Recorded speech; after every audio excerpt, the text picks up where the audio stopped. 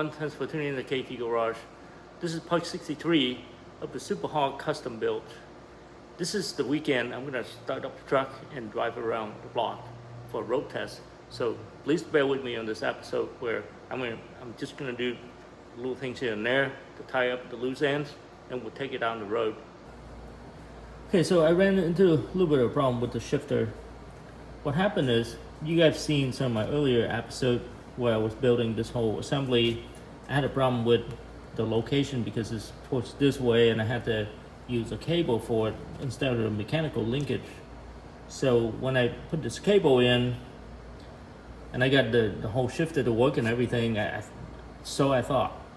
But now I just realized that the way that I mount the support beam right here is this bracket is not on the right location. It's supposed to be in front of this little shifter down here that goes into the transmission, but I had it back here, so my shifting sequence is all backwards. So I have two options. First option is for me to move this mounting point all the way up in front of that little lever and then move this cable all the way to the front. And it seems like we don't have a whole lot of room down there. It's gonna take me all day to build that bracket. My second solution is, since everything is backwards, you see what I did here was I put a piece of tape on top now. So I put, this is 1, 2, drive, and then neutral and reverse. And this is the order that's backwards. So if you look at the bottom before this piece of tape, reverse is up here, 1 is here, and then 2, and then drive reverse. So everything is backwards. So I'm just gonna put this piece of tape right here for now, just to drive around the block, and then later on I can either correct the linkage properly, or I can just like rewrite this on a permanent piece and then make it good, so I don't have to spend a whole lot of time dealing with it. And then, so next thing I want to do is to hook up. This is a RPM gauge. I'm gonna want to hook the RPM gauge to this wire right here, and then that way I have some RPMs readings, which is good driving down the road. And then I'm just gonna bring this tunnel up this way to cover this whole area, and then we're gonna go out for a road test. Okay, so here it is. I got the center console back on for now. It's not secured yet, but just get them on there to do the test drive.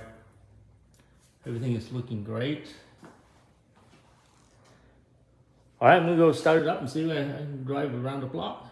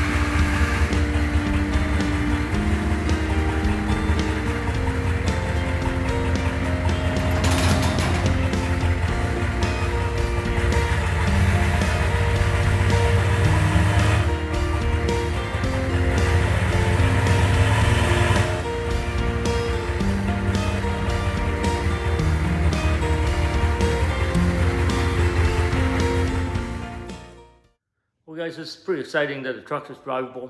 I drove it back and forth a few times, but there's apparently some problem that need to be addressed. You heard some pulsating noise, some rubbing noise as I drive to the front and back. And that's the problem with the power steering. Now I'll explain what's going on.